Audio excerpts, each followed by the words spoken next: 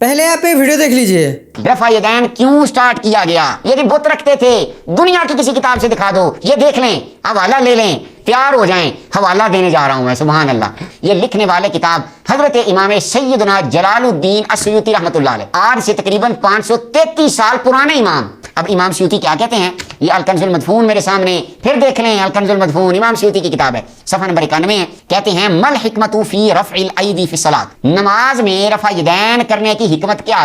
कीला लिअन्नल कफरता कानत इज़ा सल्लत, काफिर बंदे जब नमाज पढ़ते वो आके वो भी साथ शुरू हो जाते, ये बताने के लिए कि हम भी अल्लाह को मानते हैं, लेकिन साथ शिरक करते थे, बुतों को पूजते थे।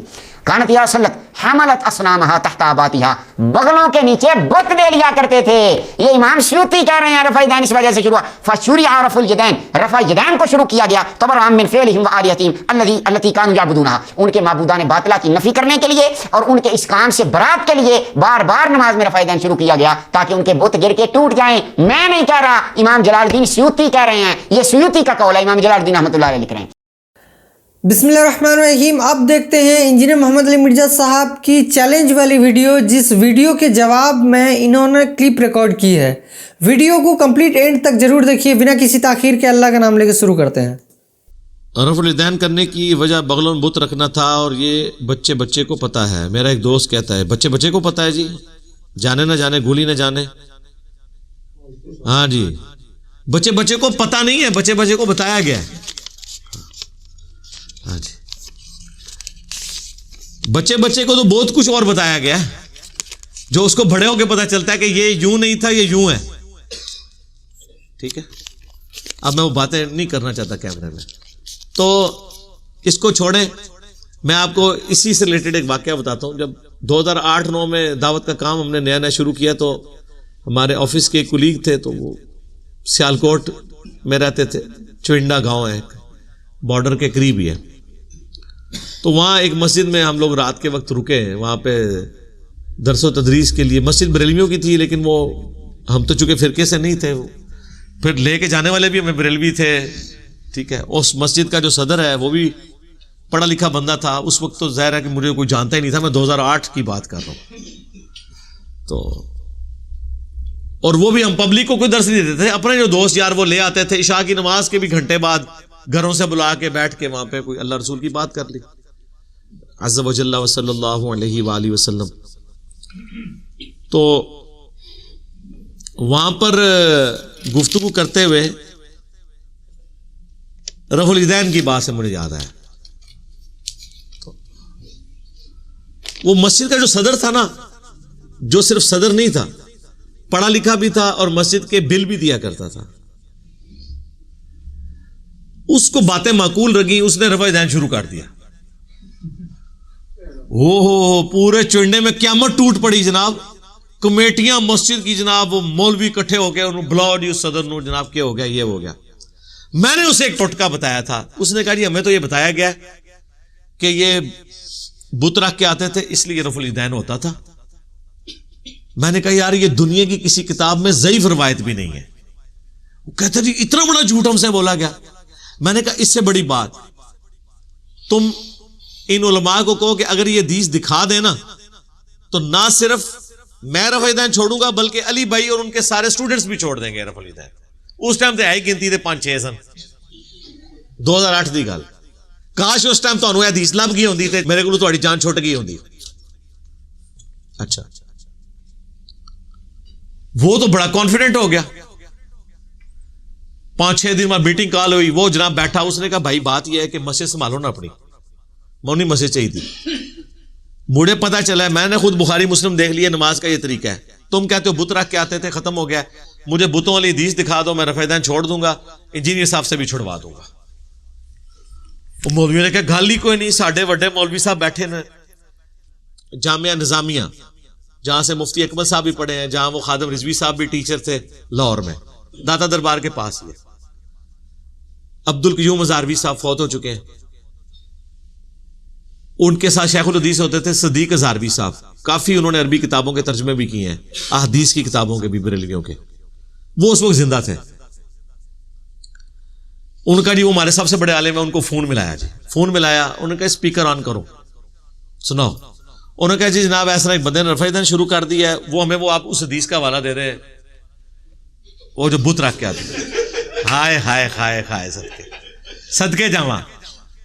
ہاں ان کو کیا پتا تھا کہ یہ تو وہ بیان ہے کہ جناب والا یہ ہے وہ ذرائع.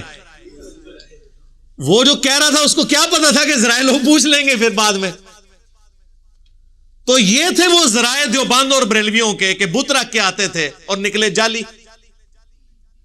اس نے کہا اوے یار کتنے تجھے کمٹمنٹ کر لی ہے کتنے بڑی لکھی روایت, یہ تو اسی ایک عوامی چٹکلا چھوڑا ہوا ہے اور لگ گیا تھا تیر نہ لگا تھا تکا, یہ کدھر بھی نہیں لکھیا. یہ میں 2008 کی بات کر رہا ہوں. تو اب وہ کیا کرنا تھا, انہوں نے کہا پھر جناب دیکھ لو, اللہ کا شکر ہے وہ آج تک رفع الیدین سے نماز پڑھتے ہیں, سنت کے مطابق نماز پڑھ رہے ہیں. تو یہ جس نے پرچی بھیجی ہے میں آپ سے ریکویسٹ کروں گا کوئی ایسی حدیث ہے تو منو بھی دسو. پہلے تو 6 بندے نے رفع الیدین چھوڑنا سی, ہوں لکھاں بندے نے رفع الیدین چھوڑنا سی. بتاں والی حدیث لے کے تے آؤ نا, کتنے لکھی ہے, کدھر بھی نہیں لکھی ہوئی, سٹنٹ ہے جو چھوڑا ہوا ہے. تو اس کا طریقہ یہی ہے. آپ کہہ رہے ہیں کیسے بچے کو ہٹائی ہوئی ہے, آپ اسی بچے کو نا ان بڑوں کے پاس بھیجیں, ان کو کہ جی دسو کتنے لکھی ہے. ہر مسجد میں 1-2 نمازی ان سے پوچھے, ہر جمعے کے خطبے میں لوگ کھڑے ہو کے پوچھے.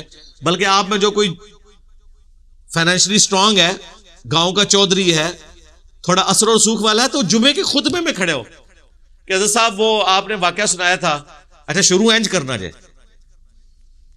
ڈائریکٹ اعتراض کیتا انہوں نے بٹھا دینا تو حضرت صاحب وہ آپ نے واقعہ سنایا تھا حضرت عمر فاروق رضی اللہ تعالیٰ عنہ کا کہ بھرے مجمع میں ایک بندے نے کھڑے ہو کے ان سے پوچھا تھا, ٹھیک ہے تو یہ کیا واقعہ صحیح ہے, وہ کہا بہ جا صحیح ہے. ان کو اے میں ان واقعے تے عمل کر لگا جائے. دوئی بار پھر کلو کہ تسی یہ دسو کہ اے بت رکھ کے آندے رفع الیدین ہوندا سی, یہ کتے لکھے ہے. ہاں کوئی طریقہ ہوتا ہے نا سٹ مارنے کا, پہلے منواؤ ٹھیک ہے, اس تو بعد سٹ مارو, پھر دیکھو جناب انہوں نے نسنے دی راہ بھی نہیں لبن لگی. طریقہ یہی ہوتا ہے اور یہ بڑا افیکٹو طریقہ ہے. صحیح ہو ٹھیک ہو گیا.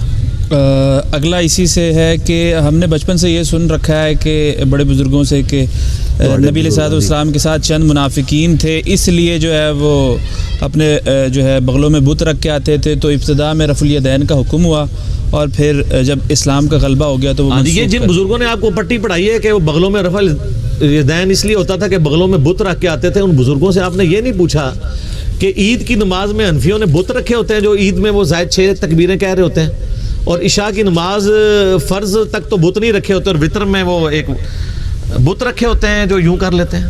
اور دوسرا یہاں پہ آپ بت رکھ بھی لیں پوری نماز میں گر نہیں سکتا, ایسی ایکٹنگ سے بھی نماز پڑھی جا سکتی ہے. ایک کہانی ہے. اچھا جب میں نے یہ ان کو بتایا نا کہانی ہے تو یہ کہتے ہیں ہم نے تو کبھی نہیں کہا. تو یہ کون کہا ہے کیا ہے, یہ پبلک کو کہانی کس نے کرائی ہے؟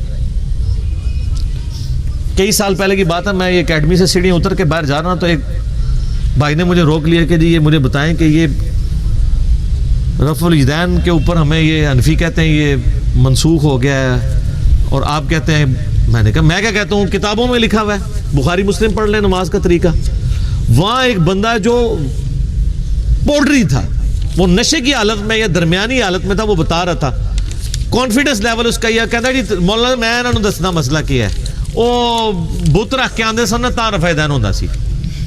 تو اس کو کسی رحمت اللہ علیہ نہیں سکھایا نا. رفع الیدین کے حق میں یہ جو دلیل ہے بتوں والی, یہ رفع الیدین والے نے تو نہیں سکھائی نا, اینٹی رفع الیدین نہیں سکھائی ہوئی ہے نا. اب یہ منکر ہو گئے. میں نے خیر اس کی تسلی سے بات سن لی. میں نے کہا میرے بھائی یہ میں اب اس کو کہتا کہ بخاری مسلم میں لکھا ہے, اس بیچارے کو کیا پتا. میں نے کہا آپ عید کی نماز پڑھتے ہو, پڑھتے ہی شاید عید کی ہو. کہتا جی ہاں جی. تو میں نے کہا اس میں تو بار بار یوں نہیں کرتے.